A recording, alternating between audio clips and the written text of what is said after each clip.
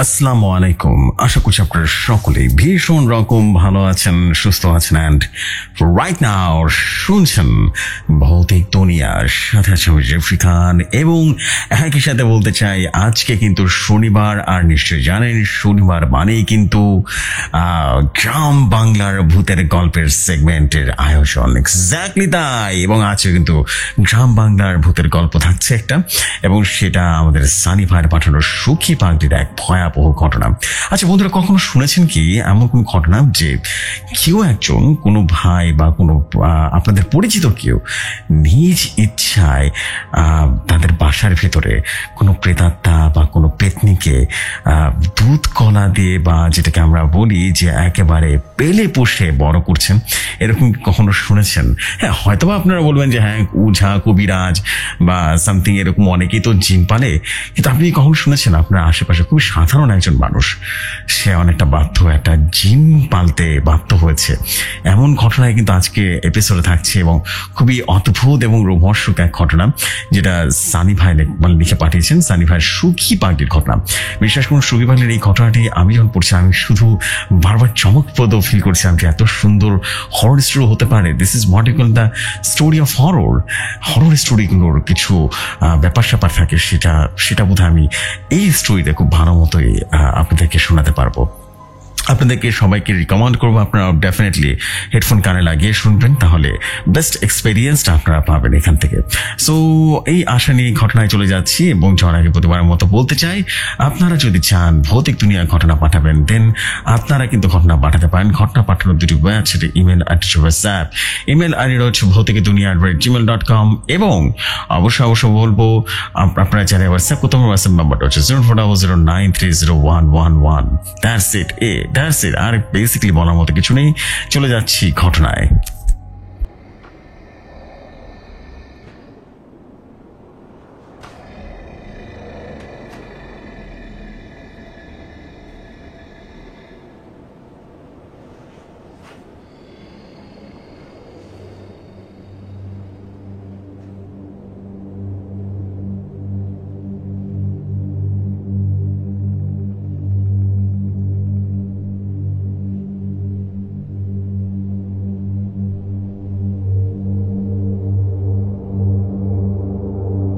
ঘটনা আমার কাছে যেভাবে এসেছে আমি ঠিক সেভাবে পড়ছি।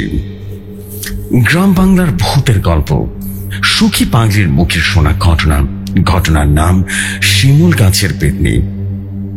তখন সেই মাসিটা ভয়ঙ্কর কণ্ঠে বাবাকে উদ্দেশ্য করে বলল, তুই আমার ঘর ভেঙেছিস, আর তোকে আমি ঘরে পৌঁছে দেব ভেবেছিস?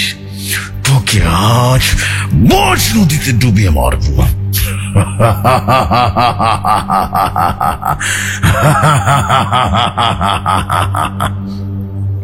বাবা তখন কাঁপা কণ্ঠে বলল, আমি তোমার ঘর ভেঙেছি? কি বলছো তুমি? তুমি আসলে কে তুমি? তখন সে ভয়ঙ্কর ভাবে আবারও হাসি দিল, বিভৎস হাসি, আর বলল,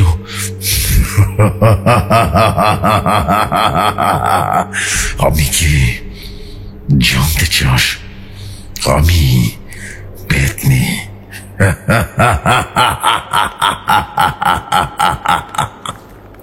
আসসালামু আলাইকুম জেফরি ভাই, আশা করি আপনারা সবাই আল্লাহ তাআলার অশেষ রহমতে সবাই অনেক ভালো আছেন।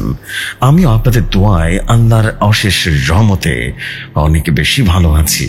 আমি মোহাম্মদ সানি খান, দেশের বাড়ি গাইবান্ধা জেলা, বর্তমানে ঢাকার নারায়ণগঞ্জ গার্মেন্টসের অপারেটর হিসেবে কর্মরত আছি। আমি আবারও চলে আসলাম আপনাদের মাঝে সুখী পাগলির ঘটনা নিয়ে।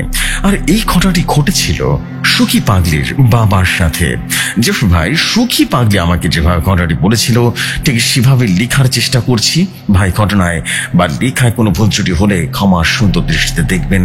আর বেশি কথা বলবো না, চলুন তাহলে সবাই প্রবেশ করি ঘটনায়। বলছেন সুখী পাগলি। ভাই শোন, আজ অব্দি তুই হয়তো বা শুনেছ মানুষ শখ করে বাড়িতে কুকুর বিলায় পোষে, আবার অনেক মানুষ গরু ছাগলও পালন করে, কিন্তু তুমি কি কাউরে তাদের বাড়িতে ভূত পুষতে শুনছো? আর সেই ভূতকে খাবার তুই বানা খাবার দিতে হইতো। যদি ভূতের খাবার না দেওয়া হইতো তাহলে সে আবার তুল কালাম শুরু করে দিত। তখন আমি বললাম, কি বলো দাদি, কেউ আমার বাড়িতে ভূত পোষে নাকি? এটাও কি সম্ভব নাকি? ভূত কি পোষা যায় নাকি? তখন সুখী পাগলি আমায় বলল, হ্যাঁ রে ভাই, আমি ঠিক বলতেছি। আমার বাবা বাবা বাড়িতে ভূত পুষত। আচ্ছা, ভালো করে বস এখানে। আজ আমি তোমার এমন একটা ঘটনা শোনাবো যা শুনে তুমি ভয় পেয়ে যাবা। জেফরি ভাই এই বলে সুখী পাগলি বলতে শুরু করলেন।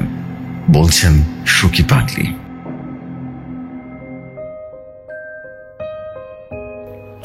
ঘটনাটা যখন ঘটেছিল তখন আমার বয়স ছিল কত, এই 10 কিংবা 11 বছর।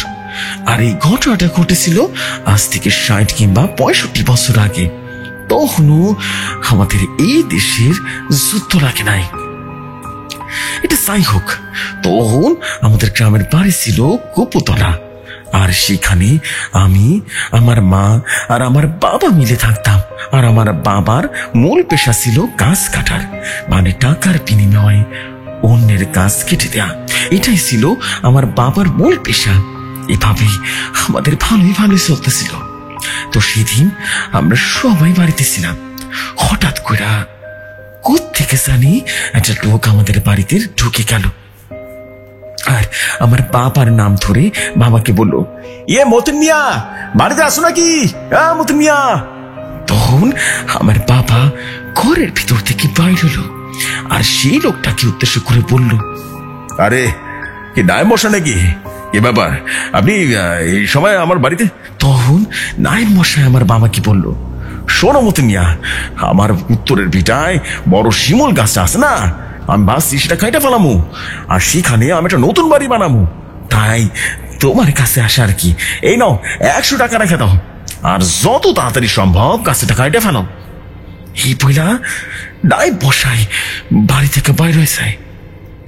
এরপর আমার মা বাবাকে উদ্দেশ্য করে বলল, আচ্ছা শোনা, ওইখানে কি আর কোনো লোক নেই গাছ কাটার জন্য? এত দূর থেকে নায়েব মশাই আমাদের বাড়িতে আসলো তোমার কাছে, আমার কিন্তু ব্যাপারটা ভালো লাগতেছে না। তাই যা করবা ভাইবা চিন্তা করবা। কিন্তু কিন্তু আমার বাবার সব বোধ বুদ্ধি লোভ পাইয়া গেছিল কিছু টাকার কারণে। 100 টাকার লোভ সামলাতে পারে নাই। ওই সময় 100 টাকা অনেক টাকা। তাই পরদিন ভোরবেলা গাছ কাটা শোনার জন্যে উনি বাইর হয়ে গেলেন বাড়ি থেকে। কিন্তু বললে বিশ্বাস করবে না, সেখানে যেতে গিয়ে হাজার হাজার বাধা বিপত্তি অতিক্রম করতে হয়েছিল। কখনো এটা হারিয়ে যায়, কখনো বাবা ওইটা হারিয়ে যায়, আবার হঠাৎ শুকনো মাটিতে হোঁচট খায়া পড়ে যায়। এরপর হাজার বাধা অপেক্ষা কইরা তিনি নদীর ঘাটে গিয়ে পৌঁছায় গেল। আর নদীর ঘাটে এসে দেখতে পায় ঘাটে কোনো নৌকা নাই, নৌকাটা চলে গেছে ঘাট থেকে। এমন কত শত বাধা বিপত্তি, তার মধ্যে তার সাথে একটা ঘটনা ঘটে যায়। এক জায়গায় তার সাথে এক পাগলির সাথে দেখা হয়ে যায়। আর সেই পাগলি কিছুতেই ওনারে সেখান থেকে যেতে দেবে না। তেরে আসে, মারতে চায়, গায়ে থুতু ফেলে। তখন বাবা বললেন মহা বিপদে, মাথা খারাপ পাগলি মানুষ, কিছু বলতে পারতাছে না, না হলে লোকে কি বলবে।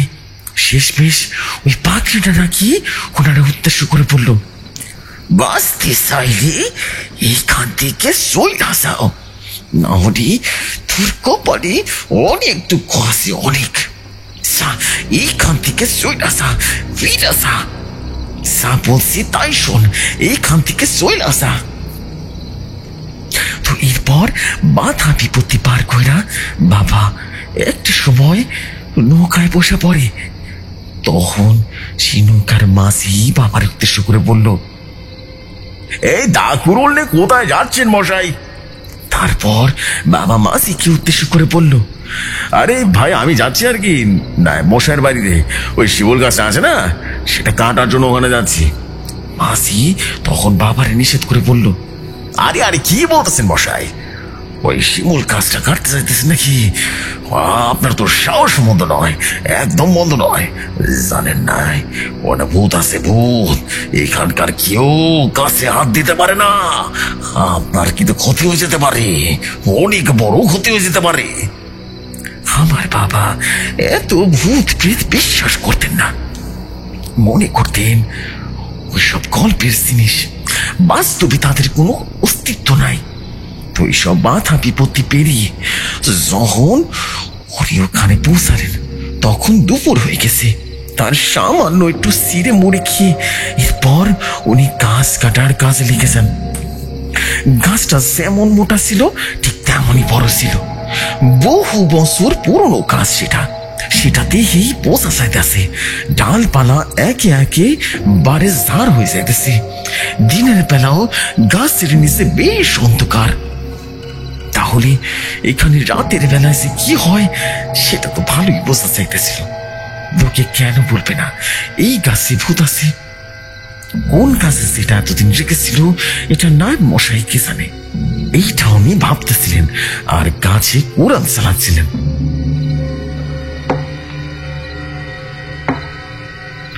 কিন্তু সেখানেও বাধা। অদৃশ্য কেউ ওনারে বারবার বাধা দিতেছিল। সে অদৃশ্য কেউ তাকে কানে কানে ফিস ফিস করে বলতেছিল, ফিরে যা, ফিরে যা, ফিরে যা, কাটিস না এই গাছ, না হলে তোকে অনেক বড় মাসুল দিতে হবে। ফিরে যা, ফিরে যা এখান থেকে। তবে এত কিছু পরে উনি তার ভাষা বুঝে নাই। মাঝে মাঝে হঠাৎ দমকা হাওয়া ওনার গায়ে সবটা মারতে লাগলো, আর কুড়ালের মাথাটা হাত থেকে বারবার খুলে খুলে যাইতেছিল। আবার সেটা ভালো করে আটকে উনি আবারও গাছে কোরআন চালাতে লাগলো। আবার খুলে যায়, আবার ঠিক হয়ে যায়। এছাড়াও গাছ কাটার সময় গাছের ডালগুলো এমন ভাবে ভেঙে পড়তেছিল যেন কেউ সেগুলোরে সুরে সুরে মারতেছিল ওনার দিকে। শরীরের দু এক জায়গাতে বেশ আঘাতের চিহ্ন পেয়েছিল। তারপর উনি ভয় না পেয়ে দমে না গিয়ে এককভাবে গাছ কাটতে লাগলো। দীর্ঘ 5 ঘন্টা পরিশ্রম করে অবশেষে গাছটা কাটা ফেললো। বিকেল তখন 5টা বাজে। সন্দেহ হবে ভাব।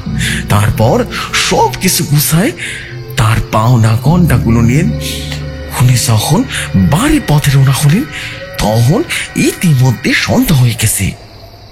জেফরি ভাই তখন সুখী পাগড়ি দাদি আমাকে উদ্দেশ্য করে বলল, বুঝলি ভাই, বলে তো ঘটনাটা এইখান দিয়ে শুরু হয়েছিল।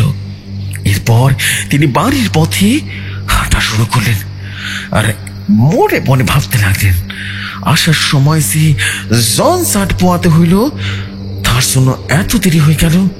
না না হলে তো সে কখন কাজটা করে ফেলতো, বাড়িতে পৌঁছে যেতাম। এখন আল্লাহ আল্লাহ করে ভালোভাবে বাড়িতে পৌঁছাতে পারলে হয়। কিন্তু যার ঘর উনি ভেঙেছেন সে কি তাকে সহজে বাড়ি পৌঁছাতে দেয়? তো যাই হোক, এরপর উনি পৌঁছালেন নদীর ঘাটে। এবার নৌকায় করে নদীটা পার হতে হবে, কিন্তু ঘাটে কোনো নৌকা নাই।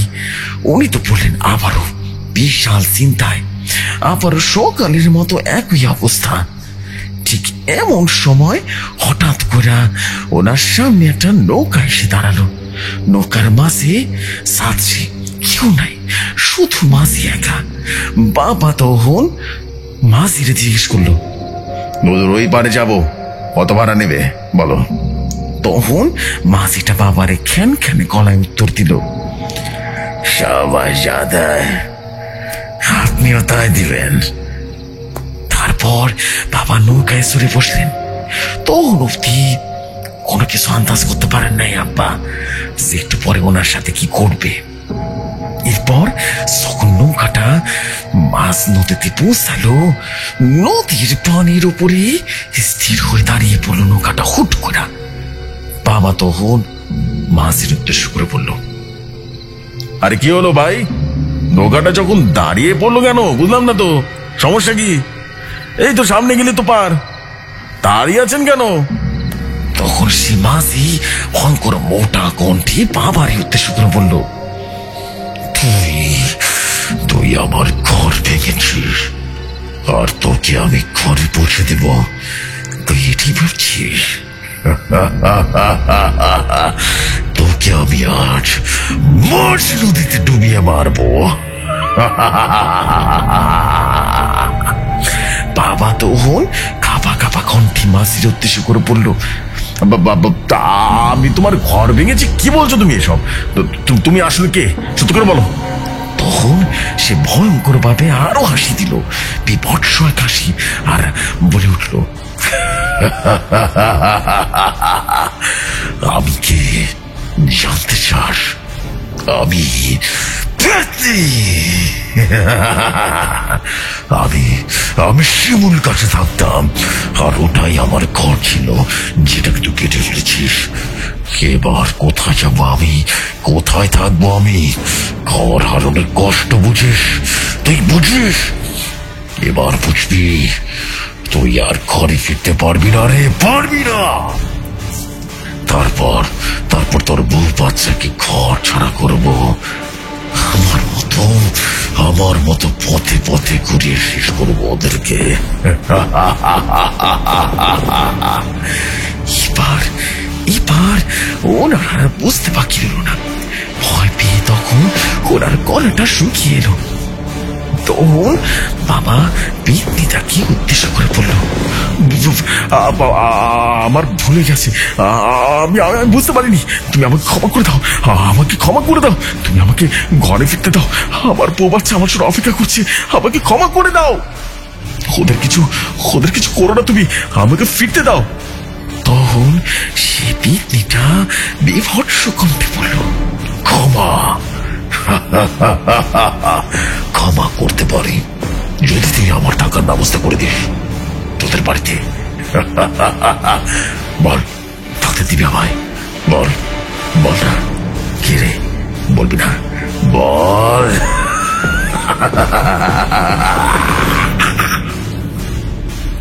পেতনির মুখে শোনা এমন কথা শোনা বাবা যেন নিরুপায় হয়ে যায়। বাবা মাথা নাড়া নাড়ায় বুঝাই দিলেন, আমি রাজি আছি। তখন পেতনিটা আবারও ভয়ঙ্কর কণ্ঠটা হাসি দিল আর বলল, ঠিক আছে, তাহলে চল এবার যাওয়া যাক। এরপর নৌকাটা আবার চলতে শুরু করলো, আর একটা সময় ঘাটে পৌঁছে গেল। এরপর উনি নৌকা থেকে নেমে পড়লেন। তারপর যখন উনি আবারও নৌকার দিকে তাকালেন, দেখে সে নৌকাটা কোথাও নাই। তিনি আবার যেন অবাক হয়ে গেলেন, আর মনে মনে ভাবতে লাগলেন, কি ব্যাপার, মাঝি নৌকা কোথাও নাই, একেবারে শান্ত পানি। হঠাৎ করে কে যেন ওনার কানে কানে বলল, আমায় দেখতে পাবি না, কিন্তু আমি আছি, চল তুই। বাবা তখন ভয় টক টক করে কাঁপতেছে, আর ধীরে ধীরে বাবা বাড়ির দিকে পা বাড়ালেন। মাঝে মাঝে বাস এই পাশ থেকে ও পাশে চলে যেতেছে। তাকায় তাকায় দেখতে লাগলো বাবা, কিন্তু তিনি কিছু দেখতে পারলেন না। মাঝে মাঝে শুধু একটা ঠান্ডা হাওয়া ওনার কান স্পর্শ করে চলে যায়। বাবা হাঁটতেছেন হাঁটতেছেন, ধীরে ধীরে হাঁটতেছে, চারিদিকে শিশি পোকার ডাক। এভাবে বাবা চলতে চলতে বাড়ির দরজার কাছে এসে পৌঁছালো। তখন সে পেতনিটা বাবার উদ্দেশ্য করে আবার বলল, খবরদার, কোনো চালাকি না, কাউকে কিছু বলবি না, কাউকে না। আর যদি তুই ওঝা, কবিরাজ বা তান্ত্রিক আনার চেষ্টা করিস, সব কটাকে ঘর মটকে দিয়ে চলে যাব। মাথায় যেন থাকে কথাটা। চল, ভেতরে চল। এরপর বাবা ঢুকলেন। এরপর বাবা ভয় ভয় বাড়ির ভেতরে ঢুকলেন। এরপর মা বাবাকে বলল, কি গো, এত দেরি হলো যে, আর তোমার মুখটা এমন শুকনো কেন লাগতেছে? কি গো, কি হয়েছে তোমার? তখন বাবা মারে কিচ্ছু বললো না, শুধু চাপাটা ভয় মিশ্রিত কণ্ঠে বলল, হ্যাঁ আমি একটু কাজে ছিল তো তাই দেরি হলো আর কি। ওকে শোনা। কি বলে বাবা গেলেন গায়ে হাত পা ধুতে। পেতনিটা তখন আবার ওনার কানে কানে আওয়াজ দিয়ে বলল, কোথায় থাকবো আমি? আমার ঘর চাই, তাহলে কারো শরীর চাই।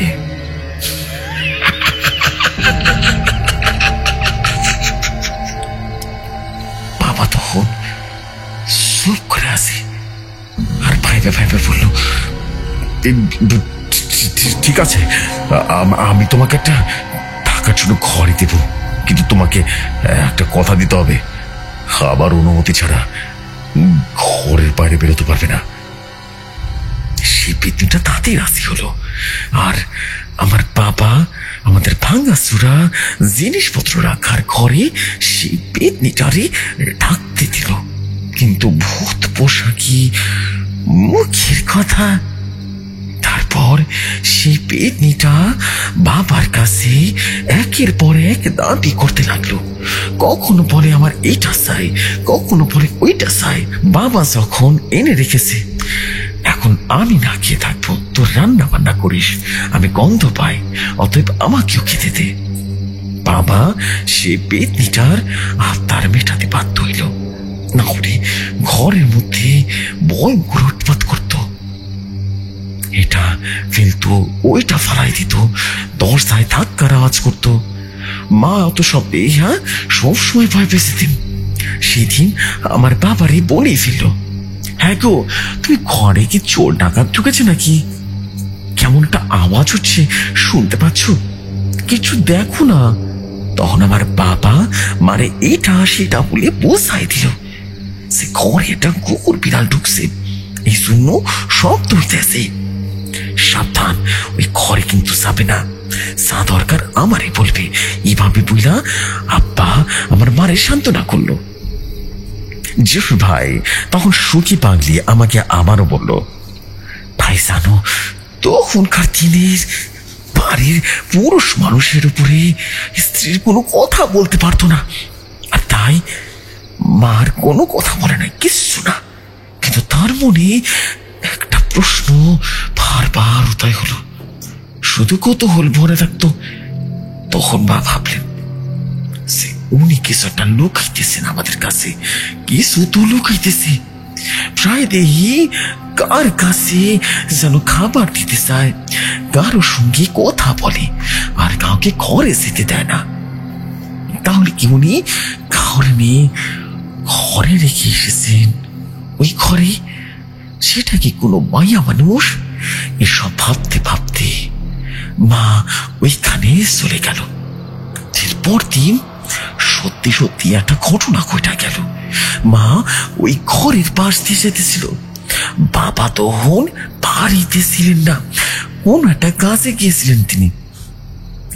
তখন মায়ের পায়ের আওয়াজ পাইয়া সে পেতনিটা মহিলা কণ্ঠে বলে উঠল, কিরে, আজ খেতে দিবি না? আজ কতক্ষণ না খেয়ে থাকবো, খুব খিদে পেয়েছে, খেতে দেখেছো? আসলে পেতনিটা ভাবছিল বাবা দাঁড়ায় আছে, কিন্তু সেখানে তো আমার বাবা ছিল না, ছিল আমার মা। আমার মা তখন মনের সন্দেহটা সত্যি বলেই মনে পড়ল যে ওনার স্বামী মানে আমার বাবা সত্যি সত্যি কোনো মেয়ে মানুষ এনে রেখেছে এই ঘরের ভিতরে। তখন আমার মা আস্তে আস্তে করে একটু একটু করে আস্তে আস্তে হেঁটে হেঁটে দরজাটার কাছে গেল। এরপর দরজাটা একটু একটু করে ঢিলা উনি ঘরে ঢুকে দেন, আর সঙ্গে সঙ্গে মাটা চিৎকার করে উঠল, কি নাকি ওনার চুলের মুঠি টেনে ধরছে। অন্ধকার ঘর, ফলে কাউরে দেখতে পাননি উনি। তারপর মা কোন রকমে চোখ ছাড়িয়ে ওনার ওখান থেকে পালায় যান। পরে যখন বাবা বাড়িতে আসে, মা তো এবার বেশ অশান্তি করলো বাবার সঙ্গে। এবার মা চিৎকার করে বাবারে বলতে লাগলো, কাকে এনে রেখেছো এই ঘরে? আগে তো বলতে পারতি যে আমাকে তোমার পোষাচ্ছে না, চলে যেতাম আমি। একটা মেয়েকে নিয়ে এসেছো, কিন্তু সে, তুমি এটা কি করলে? তুমি এটা ঠিক করলে না, একদম ঠিক করলে না। আমি থাকতে তুমি কিভাবে আরেকটা মেয়ের সাথে ওকে নিয়ে এসেছো তুমি? আমি চলে যাচ্ছি, আমার বাপের বাড়ি আমি চলে যাচ্ছি। হ্যাঁ, চিরতরে চলে যাচ্ছি। ও কিন্তু তুমি সুখে থাকো। বাবা তো তখন বললেন, এবার তো পড়ছি বিপদে, আর যদি সত্যি বলেন তাতেও বিপদ। হয় বেসুতি মা বাইরে চলে যায়, হয়তো সত্যিটা জানার পর মা আর এই বাড়িতে থাকবে না। আর যদি সত্যি লুকিয়ে যান তাহলে তো অনেক বড় বিপদ।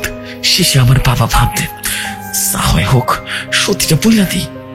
এসব কথা ভাবতে ভাবতে বাবা মানে সবটা কথা খুলে বলল পেতনির ব্যাপারে। এইসব শুই না মায়ের চোখ যেন সানা পড়া হয়ে গেল, বড় বড় করে তাকায় আছে। আর মা কাঁপা কাঁপা কণ্ঠে বাবার উদ্দেশ্য করে বলল, তুমি কি পাগল? বাড়িতে ভূত এনেছো? ভূতের বাড়ি বানাতে চাও এটা? হ্যাঁ। বাবা তখন মাকে অনেক ভাবে বোঝানোর চেষ্টা করলো সে কোনো ভয় নাই, ও কিচ্ছু করবে না, ও ক্ষতিকর না। তিনি আরো বললেন, আমার অনুরোধ ছাড়া ও বাইরেও আসবে না, তুমি চিন্তা করো না, ও কোনো খারাপ পেতনি নয়। কিন্তু আমার বাবার কথাগুলো শুনে মায়ের কোনো পরিবর্তন হইল না, আর পরিবর্তন হওয়ার কথা নয়। তিনি তখন বাবারে ওঝা ডেকে আনতে বলল, কিন্তু বাবা তাতেও রাজি না, কারণ সে পেতনি আগে সাবধান করেছিল, খবরদার কিছু বলবি না, আর যদি বলার চেষ্টাও করিস ওঝা তান্ত্রিক কবিতা জানিস তাইলে সবটারই ঘাড় মুটকা মেরে ফেলবো। কিন্তু তাতে দুজনের মাঝে ঝগড়া কিছুতেই যেন থামতাছে না। ভূতের কথায় কি ভরসা করা যায়? বাড়িতে ছোট মাইয়া আছে, আজ নয় কিছু করতেছে না, কিন্তু কাল যদি কিছু করে, আর তার নিশ্চয়তা কিনতেছে। আর তাছাড়া বাড়িতে ভূত আছে, সেই কথা জানার পরে কেউ এই বাড়িতে থাকতে চায়? তাই মা এবার আমাকে নিয়ে ব্যাগপত্র গুছিয়ে বাপের বাড়ি চলে যায়। যাওয়ার সময় বাবারে চিৎকার করে বলে গেল, আগে তুমি বাড়ি থেকে ভূত তাড়াবে, তারপর আমরা বাড়িতে ফিরবো, না হয় তুমি তোমার ভূতকে নিয়ে থাকো, ওকে বিয়ে করে ফেলো। মায়ের এমন কথা শুনে বাবা চিৎকার করে বলল, হ্যাঁ যাও যাও, তোমরা সবাই চলে যাও, আমার কাউকে দরকার নেই। এরপর বাবা বললেন মহা বিপদে। একদিন যায়, দুদিন যায়, নিজেই রান্না করে খায়, কাজকর্ম সব বন্ধ। এমন অবস্থায় একদিন বাবা তার বন্ধুকে সমস্ত ঘটনা জানালেন। তখন বাবার বন্ধু বাবারে বলল, এই তুমি একটা কাজ করো, ওরা তো ভূত পেতনি, ওরা ছোট বড় সব জায়গায় থাকতে পারে, নদীর পাড়ে তো অনেক জায়গা আছে, আরো অনেক গাছ আছে, সেখানে তুমি পেতনিটাকে দিয়ে আসো, সেই জায়গাটা গাছে থাকতে পারো, তারপরেও যদি না যায় তাহলে অন্য ব্যবস্থা করা যাবে। এরপর বাবা সোজা বাড়িতে চলে গেল, আর বাড়িতে গিয়া পেতনিটাকে এই কথাই বলল। দাঁড়িয়ে থেকে কান্না ভরা কণ্ঠে পেতনির উদ্দেশ্যে বাবা বলল, আমি তোমার কাছে ক্ষমা চাচ্ছি, আমি তোমাকে রাখতে পারবো না, তোমার জন্য আমার বউ বাচ্চা আমাকে ছেড়ে চলে গেছে, কাজকর্ম সব বন্ধ হয়ে গেছে, একবেলা খাবার জুটতো এখন তো তাও কাটতে হচ্ছে না, না খেয়ে থাকতে হচ্ছে।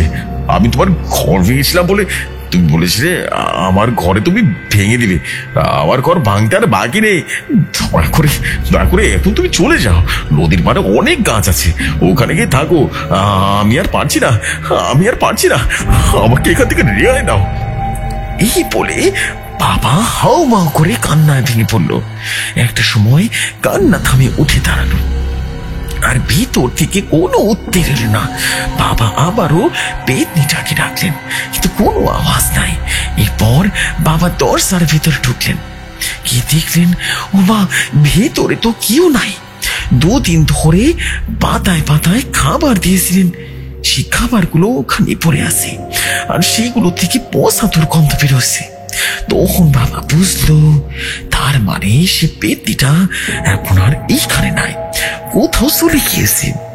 বাবা তখন ভাবতে লাগলেন, সেদিন আমি আমার মা বাবার বাড়িতে চলে গিয়েছিলাম, সেদিন হয়তোবা পেতনিটাও চলে গেছে। এরপর বাবা আমাদের কাছে আসলো আর মাকে সবটা খুলে বললো। তারপর আমি সবাই আবারও বাড়িতে ফিরে এলাম। তখন মা বলে উঠলো, আচ্ছা আচ্ছা, এবার বুঝলাম। আমি যখন সেদিন বাড়ি থেকে চলে যাচ্ছিলাম না, রাস্তায় কে যেন আমার কানে কানে ফিসফিস করে বারবার বলছিল, যেও না যেও না, ফিরে যাও, বাড়িতে ফিরে যাও। মানে তখন ওই পেতনিটা আমাকে আটকাতে চেয়েছিল, কিন্তু সে আর বাড়িতে ফেরেনি। ভূত পেতনি হলো। বাবা আর মায়ের মনটা কেমন জানি খারাপ হয়ে গেছিল, মন খারাপ হয়ে গেছিল। ওর জন্য একটা সংসার ভেঙে যাবে, সেটা বুঝে ওই পেতনিটা কখনো চায় নাই। কিন্তু একটা কথা বাবা কিছুতেই বুঝতে পারতেছিল না। উনি তো সে পেতনিটাকে শর্ত দিয়েছিল, উনি না বললে সে ঘরের বাইরে থেকে বের হবে না। সে কথাও দিয়েছিল। এত কথা দিয়ে তো কথা বরখালাপ করার কথা নাই। ভূত পেতনিরা কখনো ওয়াদা ভঙ্গ করে না। তখন আমার মা বাবারে বলল, তুমি ওকে যেতে বলেছিলে সেদিন, মনে করে দেখো তো, আমরা যেদিন বাড়ি ছেড়ে চলে যাচ্ছিলাম, তুমি তখন চিৎকার করে বলেছিলেন, হ্যাঁ চলে যাও চলে যাও, সবাই চলে যাও, আমার আর কাউকে দরকার নেই। তখন সে তোমার মনে পেয়ে যায়। বুঝতে পেরেছি এবার? তো জেফরি ভাই তখন সুখী পাগলি আমায় বলল, বুঝতে পাই এটাই ছিল সে পেতনির ঘটনা। আর সবচেয়ে অবাক করার বিষয় কি জানো ভাই, সে পেতনিটারে আমি এখনো মাঝে মাঝে দেখতে পাই। ভাই এখন তুমি চাও অন্য কোনোদিন আইসো, সেদিন তোমারে আমি একটা নরঘাতকের ঘটনা শোনাবো। তো জেফরি ভাই এটাই ছিল আজকের ঘটনা। কেমন লাগলো সুখী পাগলির এই অদ্ভুত ঘটনাটি জানাবেন কিন্তু। আর সম্মানিত লিসনার্সগণ, আপনাদেরকে বলছি, সুখী পাগলার ঘটনা আপনারা যদি ভালো লাগে কমেন্ট করে জানাবেন ঘটনা আপনাদের কাছে কেমন লেগেছে। তো আজকের মতো এখানে বিদায় নিচ্ছি, আবারও আসবো আগামী শনিবার নতুন কোনো ঘটনা নিয়ে। ততক্ষণ পর্যন্ত আপনারা সবাই ভালো থাকবেন, সুস্থ থাকবেন, আর আমার জন্য দোয়া করবেন। আসসালামু আলাইকুম জেফরি ভাই। আমি সানি খান, দেশের বাড়ি গাইবান্ধা জেলা, গ্রাম কোমরপুর, পোস্ট অফিস তুলসীঘাট, বর্তমানে ঢাকার নারায়ণগঞ্জে ফতুল্লা ভোলাইল থেকে বলছি। সবাইকে ধন্যবাদ। ভৌতিক দুনিয়া আরো অনেক দীর্ঘজীবী হোক। আল্লাহ হাফিজ, ভালো থাকবেন সবাই। আসসালামু আলাইকুম।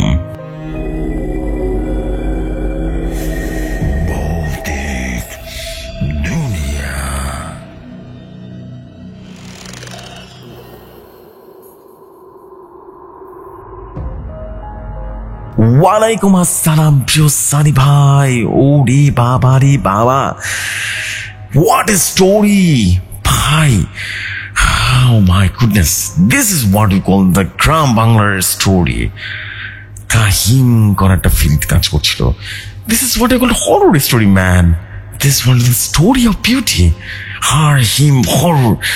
রাত্রিবেলা শুনলো যেন ভয় লেগে যায়। অদ্ভুত সুন্দর ছিল স্টোরিটা, অসম্ভব রকম সুন্দর ছিল।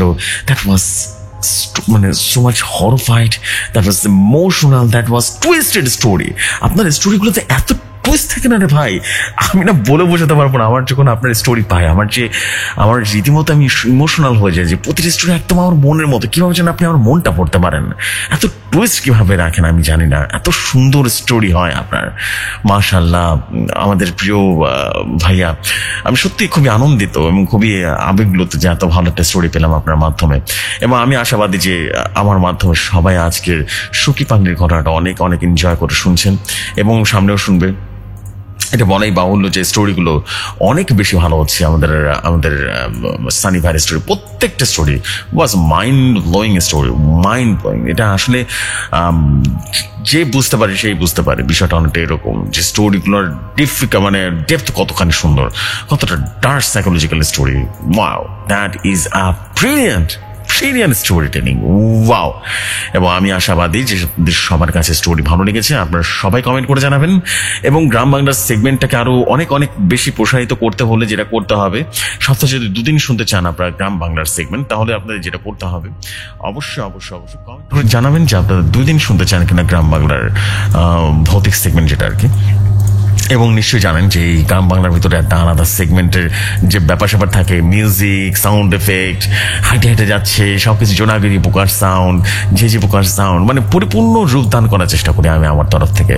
আসলে সবসময় এটা সম্ভব হয় না, বাট আমি চেষ্টা করছি এই সেগমেন্টটা যেহেতু মানুষের কাছে পপুলারিটি অর্জন করছে, সপ্তাহে 2 দিন দেওয়া যেতেই পারে। সো আপনারা এইটা নিয়ে একটা কমেন্ট করবেন বেশি বেশি করে, এবং অবশ্যই শেয়ার করে দিবেন আপনাদের জায়গা থেকে, আপনাদের ফেসবুক থেকে শেয়ার করবেন, ইউটিউব থেকে শেয়ার করবেন, যে যেখান থেকে আছেন সব জায়গা থেকে শেয়ার করার চেষ্টা করবেন, তাহলে সবার কাছে ঘটনাগুলো পৌঁছে যাবে।